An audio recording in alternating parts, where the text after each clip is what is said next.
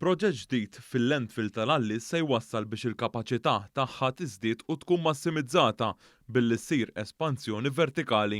Dan tħabbar mill-Ministru għall-Ambjent u l-Ippjanar Aron Farrugia waqt żjara fuq l-għan tax-xogħol fejn aċċerta li din l-espansjoni se ssir mingħajr ma tittieħed aktar art. Din l-espansjoni ser tinkludi teknika li mhix se tinvolvi bini ta' infrastruttura jew ta' faċilitajiet ġodda biex bekk jiġi rrispettat l-ambjent u tiżdied il-kapaċità.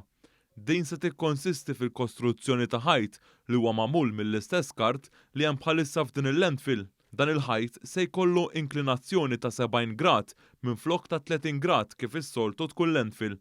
Il-kapaċità se tiżdied bi 330,000 metru kubu li huwa 130 darba aktar minn pixxina ta' daqs Olimpiku. Il-Ministru Farrugia qal kif dan il-metodu se jkun qed itejjeb l-maniġjar ta' din il-landfill u qal li din l-espansjoni se tkun tista' tintuża għal aktar tul ta' żmien biex pajjiżna jkun jista' jagħmel l-aħjar użu ta' dan l-impjant sakemm jinbena l-impjant tal-waste to energy. Dan il-proġett huwa parti mill-pjan tagħna illi innaqsu l-użu tal-miżbliet ġewwa pajjiżna.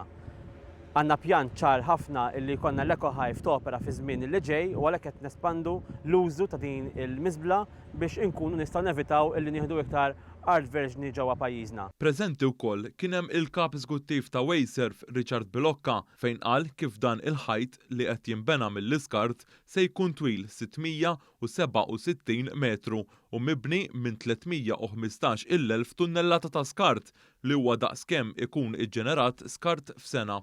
B'dawn il-proġetti flimkien mal-proġetti EcoHive li ħajmaterializza fix-xhur snin li ġejjin, Malta ħajkollha l-aqwa infrastruttura fejn jidħol il-maniġjar tal-iskart li hawn disponibbli llum.